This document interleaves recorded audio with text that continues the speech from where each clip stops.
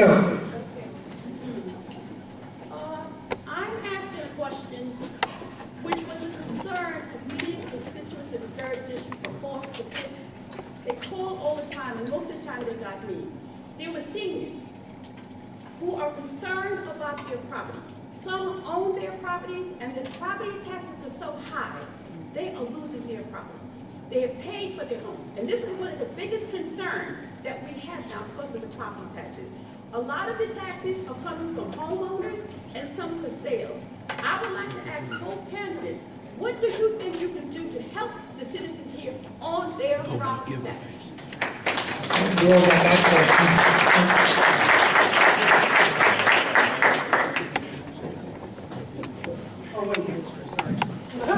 That is a great question. That's probably what brought most of us here tonight. And that's what brought me here tonight, because I'm sick and tired of it as well. My mother, who is 75 years old, and she's been living in her home for almost 40-something years. The mortgage is, thank God, paid for. But you know what? She has a $1,500 a month property tax bill. And she doesn't work. She's 75 years old. How can she afford to pay that kind of money to the Rochelle? She's been paying school taxes for all these years. I wish and I hope that one day we might even be able to reduce senior citizens' school tax, that so they, since they've been paying so long into the system and their children are already grown, the burden should be taken off of them a little bit as they get older, and hopefully pass that along. But it all comes down to good business-minded people. Not, I'm sorry to say, please don't be offended if you're a lawyer out there, but not lawyers. Lawyers and contracts are not going to bring common sense to City Hall. You need a good business-minded person to come and make sense of what is coming in and what is going out and how to do that, okay? I know how to run a business. I've been doing it for 18 years. I have 18 employees. I have a pretty large overhead, and I know what it takes to balance a budget. I think that we need to bring revenue into the city other than property tax by bringing retail into the city. My wife has to go down to Bay Plaza in the Bronx to go shopping. She has to go to Mount Vernon, did a beautiful job 5 miles away with Best Buy and Target and all these gorgeous stores. We have 80,000 plus people in New Rochelle. We don't warrant a store like that, a mall like that, a community like that. They have to go to White Plains or have to go down to the Bronx to spend our money. We don't create any sales tax here. What do we have? We have bodegas and dollar stores, and on every dollar, what are we paying? 7 cents, 7.5 cents a dollar. Enough is enough. Marshalls, I know, is down the street. Thank God for Stop and Shop. We need retail here. Okay, I'm sick of it. We don't need any more people in New Rochelle. We got enough people in New Rochelle. We need someplace and something for us to do in New Rochelle, so we can stay here in New Rochelle, and my 5-year-old son can grow up in New Rochelle. I promise you, I have a vision. I want to dangle the carrot in front of these people. 9 West, Today's Man, all Borders bookstores. Where are all these people? We need it. What? He's shutting me off. Come on, man. I want to do good for you.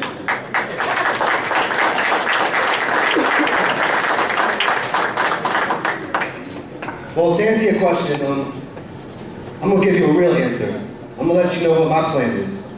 I have a 4-point plan to keep property taxes in check and to avoid layoffs in the city. First thing we need to do is to freeze municipal salaries and benefits so that what comprises 75% of our budget doesn't go out too exponentially.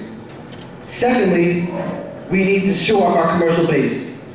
What that means is we need to provide some type of incentives for businesses to come. This is an economy where nobody's banging at the door saying, New Rochelle, let me come in, let me put a business there. If anything, what we're facing is contraction. Businesses are shutting down, they're creating less. So it's good for me to come up and say, we want more businesses, more retail, but how are we going to do that? Thirdly, what we need to do is seek essential grants that the federal government and the state government have. With state revenues down, with everything down, we need to look outside the box. And lastly, what we need to do is become more energy efficient. In the long run, energy efficiency will lower our output and allow us to save in time. One of the misconceptions about property taxes is that although the city of New Rochelle is the entity that collects the taxes, the city only takes in about 17% of those taxes. 2/3 of that is school tax. There you go. The rest of it is property tax and library tax. So I'm not gonna, like I said, I'm not here to scare you guys. I don't want you to go to the polls scared. I want you to go because you have a positive vision and because you want to work with real common sense solutions like the one I just laid out. New Rochelle's a great city. Let's keep it great. Let's keep it going. I love this city, and I hope everybody works with me when I'm elected. Thank you. As we see the new candidates come up and we talk about empowering youth, and it's so nice to see these fellas as role models for the youth in our communities.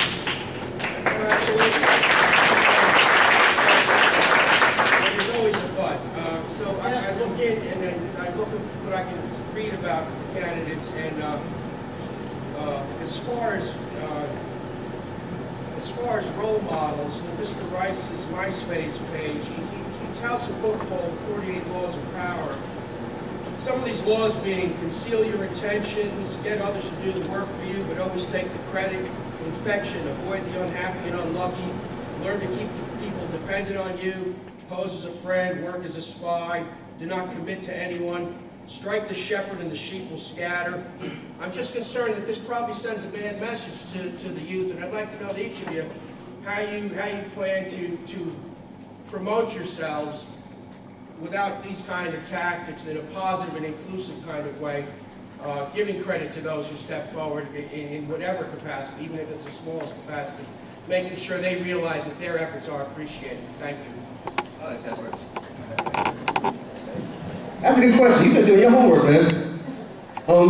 Let me say this. MySpace, for everybody who's computer literate, MySpace hasn't been inactive the last 2 years, so Facebook is a new thing, man. Check our Facebook page. I'm a reader. I'm an avid reader, and I read every day. I want to gain as much knowledge as possible. Just with this race, I want to gain as much knowledge as possible. In terms of me being a role model, man, this district was created as an opportunity district, and when I'm out in these streets and I'm letting these people know that I'm running for office, you should see the looks on their faces. They're saying, if Jared, if you could do this, then I could go to college. I could get this promotion in my job.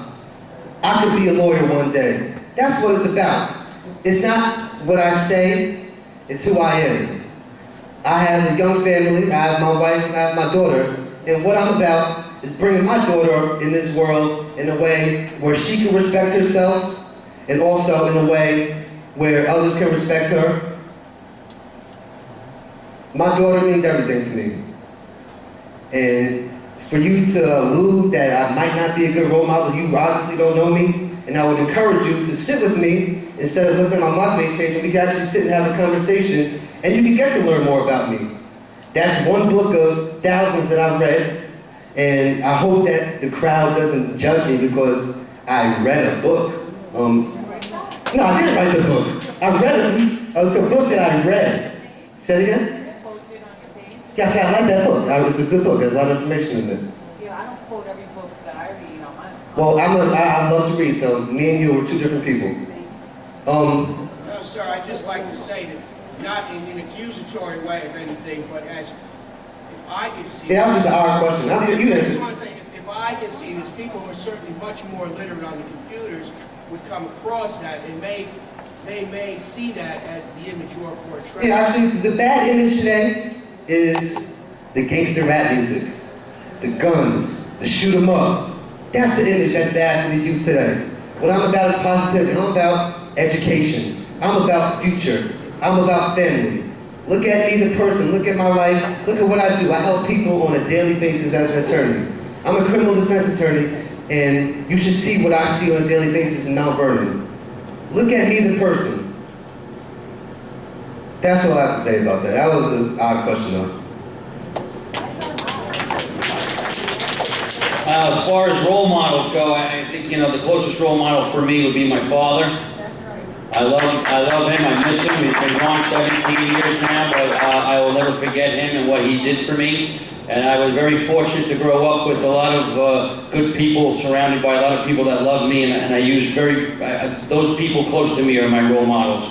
I don't need to have role models that are authors or screenwriters or actors or anything like that. My father is my role model, and I was a young altar boy in St. Joseph's Church, and Father Diego, I don't know if any of you knew Father Diego Borgatello from Salesian High School, he used to take us on hikes, and he was another man that inspired me to do a lot of things that brought me to be the man I am today. So as far as role models go, those are some of the people that are my role models.